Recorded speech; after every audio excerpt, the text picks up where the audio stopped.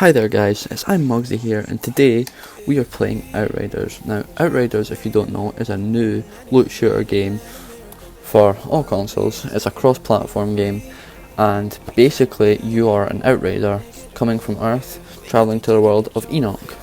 You're inhabiting the world of Enoch, but something goes wrong. What goes wrong? You'll have to find out. Now it's a very good game. It's a third-person shooter as well.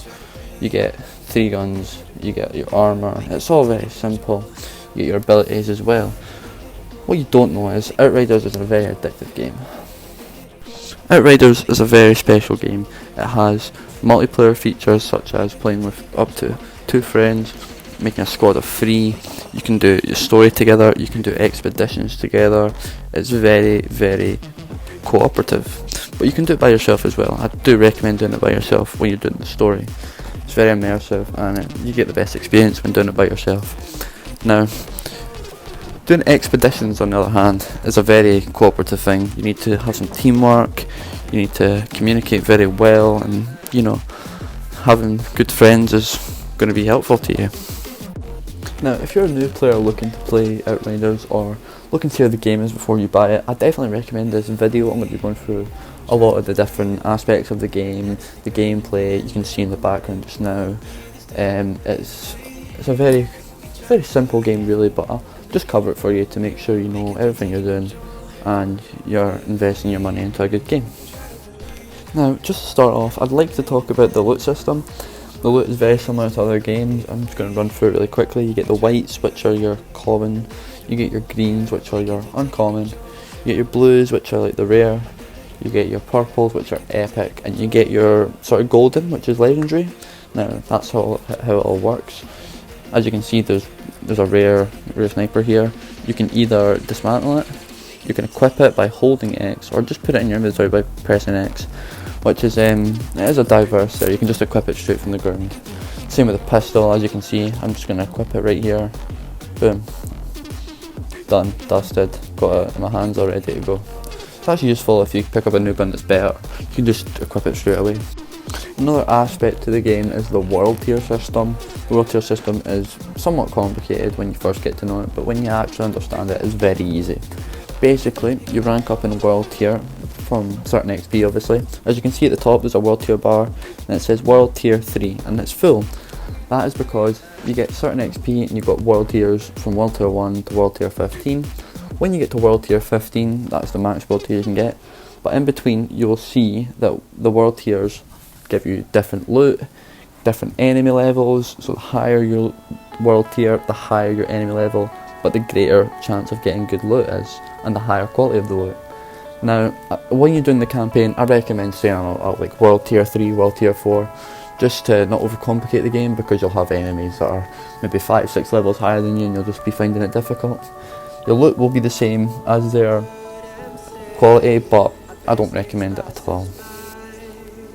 Now, when you get into the game, you'll find out that you have a lot of friends.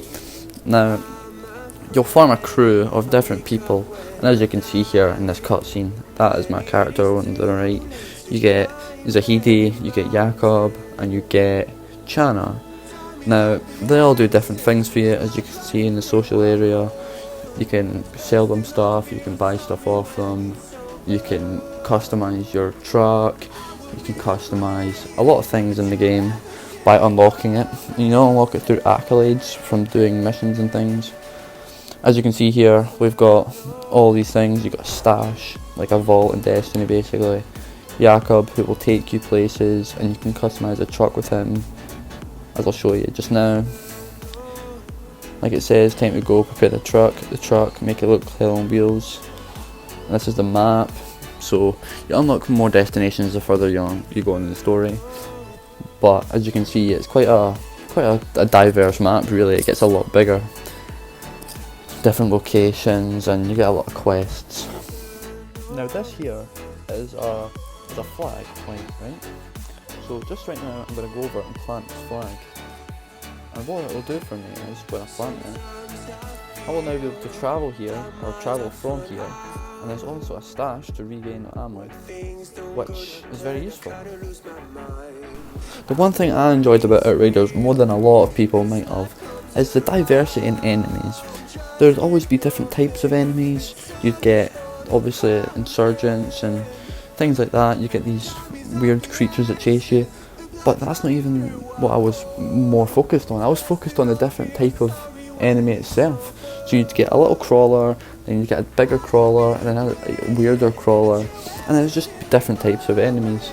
So when you go into a mission, you're always facing a new challenge, and I just thought that was really interesting and original. It really is a enjoyable game. You see here, I'm just blowing up people because why not? It's just very enjoyable. There's a lot of action going on. You can't just stand still and just shoot. It's really action packed. You need to be on your feet all the time. You need to be very knowledgeable of how the game works to be good at it, but once you're good at it, then it's a very good game to be good at. It's really fun, and there are some challenging missions. Like the one here was very challenging. It took me maybe 3 or 4 attempts, but it's a good game, and you know, it's good to be challenged because it makes you a better player. The one thing you may have seen is that the game does crash sometimes, which is normal for a game that's just came out. It's just been out for only a week. The servers did go down for, I think, maybe 2 or 3 hours the other day as well, just because it's a new game and there's a lot of people trying to play it.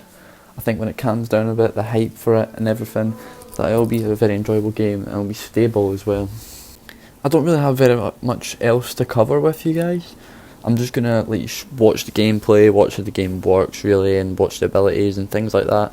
At the end, I've done an expedition and I just show you the reward system and see how the rewards come out. It is very similar to Destiny as well, but you know, it's his own game, it's his own way. I'll just let you guys enjoy it, and yeah, hit the like, hit the subscribe, please keep it up. Catch you later, guys.